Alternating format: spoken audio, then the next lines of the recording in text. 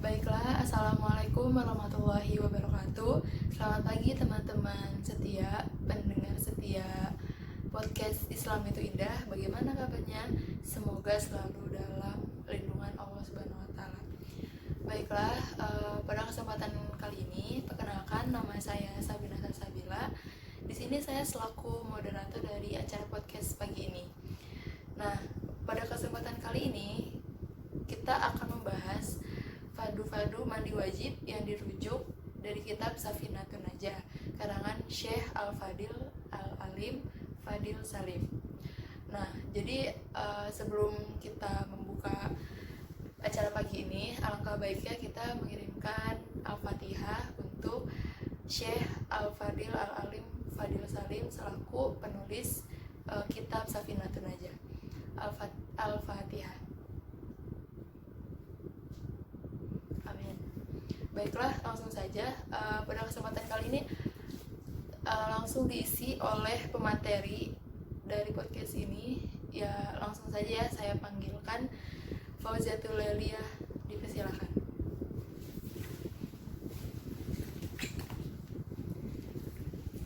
Assalamualaikum. Waalaikumsalam.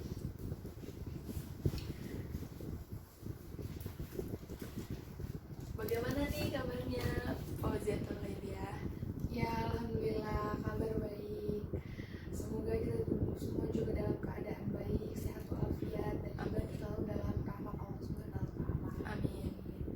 Baiklah, langsung saja ya kita dengarkan nih materi yang akan dibahas oleh rekan saya Fauziatul Leliyah.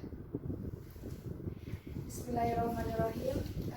Insyaallah pagi ini kita akan membahas tentang fardu mandi yang saya rujuk dari kitab Safinatun Najah karangan Syekh Al-Alim Al-Fadil Salim. Pada judul tersebut terdapat pada pasal 7, yaitu pada halaman 24 pada kitabnya. Dalam pembahasan kali ini saya juga merujuk sebuah hadis dari kitab Bulughul Maram, yaitu sebuah hadis yang berbunyi seperti ini. Bismillahirrahmanirrahim. Wa an Aisyah radhiyallahu anha qalat kana Rasulullah sallallahu alaihi wasallam yaktasilu minal arba'ah minal janabah wa min yaumil jumu'ah wa minal hijamah wa min ghusli mayyit. Rawahu Abu Dawud wa sahahu Ibnu Huzaimah. Pada hadis tersebut dijelaskan bahwa Aisyah berkata bahwa Rasulullah Shallallahu Alaihi Wasallam mandi wajib atas 4 hal. Yang pertama itu karena beliau berjunub, yang kedua sebelum beliau melakukan sholat Jumat, lalu ketiga karena beliau setelah melaksanakan bekam, nah yang keempat beliau telah melaksanakan pemandian mayit. Nah, dalam kitab Safinatun Najah ini dibahas fardu mandi ada 2 hal, yaitu niat dan mengguyur seluruh tubuh dengan air secara sempurna. Bagaimana niat yang biasanya kita lakukan? Mungkin banyak orang-orang juga yang memversikannya masing-masing, karena kadang kita mendapatkan pendidikan itu berbeda-beda ya. Jadi kadang dari kita dapat pendidikan dari guru ini katanya begini, tapi ya memang semua kita niatkan untuk mengangkat seluruh hadas kita. Tetap segala suatu niat yang berbeda perkataan pun tetap diterima oleh Allah Subhanahu wa taala. Ada yang biasanya berniat seperti ini, termasuk saya. Bismillahirrahmanirrahim. Nawaitu ghusla li rafil hadasil akbari li istibahati sholat fardu lillahi ta'ala. Dan saya juga pernah mendengar niatnya seperti ini. Nawaitu ghusla li rafil hadasil akbari lil janabah lillahi ta'ala. Tetapi insyaallah bagaimanapun niat kita, apa yang kita ucapkan di dalam mulut yang itu semua akan diterima oleh Subhanahu wa taala.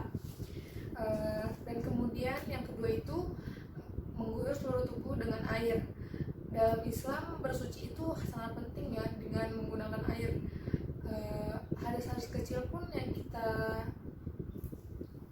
akan kita bersihkan seperti berwudu itu dengan air. Begitu pula dengan hadis besar yang dilakukan dengan mandi, itu pun dilakukan juga membutuhkan sesuatu yang sangat penting, yaitu air.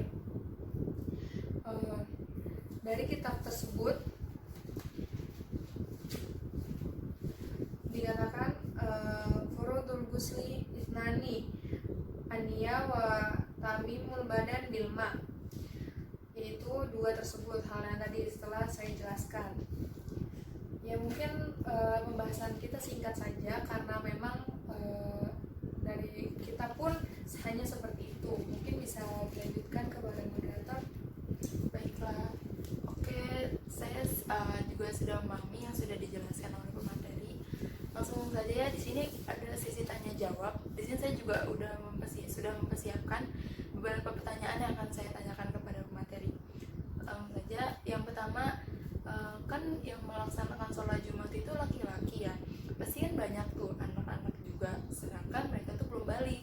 Nah, bagaimana sih hukum mandi wajibnya pada saat mereka sholat Jumat? Mungkin bisa dijawab langsung. Oh, jadi anak-anak gitu ya yang belum balik. Anak-anak yang belum balik memang mungkin mereka belum tahu juga kan tentang bagaimana cara mandi wajib dan apa saja adab-adabnya gitu ya. Tapi mungkin karena mereka belum mengerti, sepertinya sih tidak diwajibkan. Yang penting apa yang wajib sebelum sholat itu seperti berwudu itu dilaksanakan.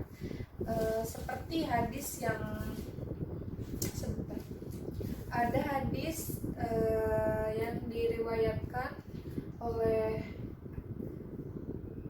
Ar-Rajalu Sab'ah dari kitab Bulughul Maram nomor 122 yang berbunyi, wa an Abi Sa'idin Al-Khudri radhiyallahu anhu anna Rasulullah sallallahu alaihi wasallam qala ghuslu yaumil jumu'ah wajibun ala kulli muhtalimin. Dalam hadis tersebut diriwayatkan bahwa Sa'id Khudri berkata, Rasulullah SAW berkata, mandi wajib pada hari Jumat wajib kepada semua yang sudah balik. Dalam hadis ini dikatakan bahwa semua yang sudah balik itu berhukum wajib ya dalam melaksanakan mandi wajib ini. Berarti mungkin untuk anak-anak itu belum diwajibkan, tetapi mungkin dalam berwudu mereka tetap wajib, karena memang sebelum sholat itu kita diwajibkan sebagai umat muslim untuk berwudu ya dalam hal tersebut ya, seperti itu. Oke, baik. Yang untuk pertanyaan kedua, kalau semisal ada mu'alaf nih, baru banget masuk Islam, lalu mereka sepasang suami istri nih, udah punya ikatan lah ya. Nah, mereka kan pasti melakukan junub tuh ya. Apa mereka harus mandi wajib juga? Sedangkan mereka sendiri belum tahu hukum-hukum yang ada di Islam tuh bagaimana. Jadi tanggapan Anda bagaimana? Memang pada keadaannya mereka berarti sudah menikah ya, sudah menikah dan pastinya sepasang suami istri pernah melakukan hubungan suami istri, sedangkan keadaan mereka belum menjadi muslim ya. Jadi memang Allah itu memberikan rukhsah bagi umat muslim atau umatnya yang memang tidak mengetahui tentang suatu hukum, dan mereka tidak berdosa karena tidak melakukan tidak mengetahui apa hukum atau adab dari hal yang telah mereka perbuat. Tetapi jika ketika mereka sudah melakukan syahadat, mengucapkan kedua kalimat syahadat, secara langsung mereka bersedia untuk menerima segala apapun yang ada dalam Islam. Ya mungkin itu pendapat dari saya bagaimana mu'alaf yang telah masuk muslim tetapi keadaan mereka pernah melakukan junub. Mungkin itu jawaban dari saya. Berarti dikasih rukhsah gitu ya? Iya. Kalau gitu ada gak sih dalilnya gitu? Kalau ada mungkin bisa disampaikan gitu ke teman-teman